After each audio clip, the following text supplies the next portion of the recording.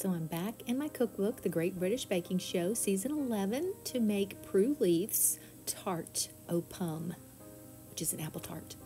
So first of all, we have to make the crust.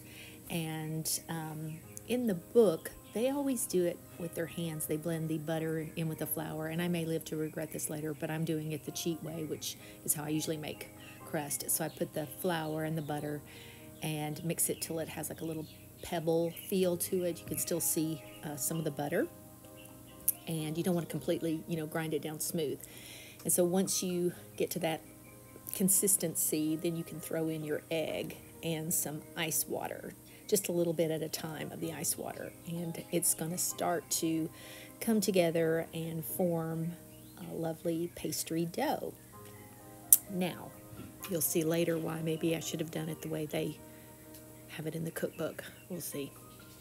I'm lazy. So anyway, there's my dough. You can see it's just starting to come together when you press on it. So you're going to put this out on a lightly floured surface and just bring it all together to form a ball. You don't want to overwork it at all. And then just wrap it in some cling wrap, pop it in the fridge. The recipe, I think, says 20 minutes, but if it has to be in there longer, it's okay. And so now we're going to move on to the apple puree part of the apple tart. And that's just some peeled apples chopped up finely. I use the food processor again.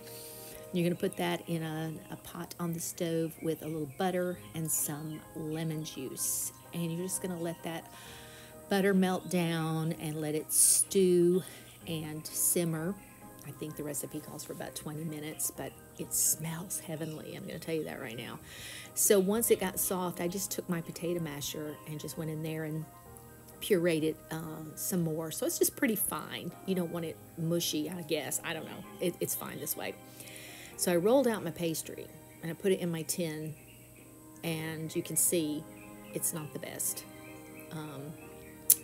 I know this is going to be a problem when baking, but I'm going for it anyway. So you need to pre-bake your crust. So I'm using old beans that I use for my pie weights on some parchment paper, letting that cook for about 20 minutes, 25 I think, bring it out. I'm taking some egg white and wiping all over the crust. That's going to give you another barrier between all the fruit and the wet fruit on your crust, because you don't want a soggy bottom. And I can say that I did not have a soggy bottom, which is great. So next, I'm going to make the frangipani, however you say it. It's almond flour, some egg, and some Calvados apple brandy. And you just mix that all together. Oh, some sugar too. And it's kind of like that. It tastes really, really good. I've never had it before. So I'm making a little lemon sugar syrup. It's just lemon, water, and sugar to soak my apple slices in to keep them from going brown.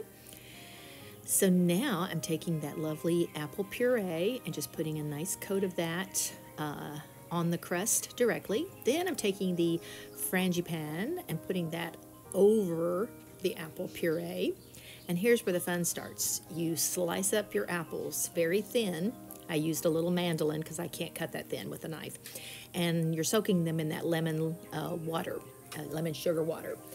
And you just kind of blot them dry when you put them on the tart itself. But you're going to start by placing little circles all the way around where they overlap. And I have to admit, I went back and watched the episode where they made this just so I could tell. This was a technical challenge, by the way. So I really had fun with this, and it really turned out so pretty. I was so proud of myself. Look, I created a little rosette in the middle. So you've got all those lovely apples. You're going to melt some butter and spread that over the apples. I just have a quick video of that. And then once it's baked, you're going to glaze it with some apricot jam. I did not make mine from scratch, as the recipe called. I had apricot preserves in the refrigerator, so I'm melting that down with some water on the stove, and then you brush that over your tart. There's hers, and there's mine. I'm really so proud of myself. I know the crust has some issues, but the crust really tasted good. So I just got to keep working on my pastry skills to get a really, really good crust. But it tasted delicious. I'm really happy with it. So give it a go. Try it out for yourself. I think you'll love it.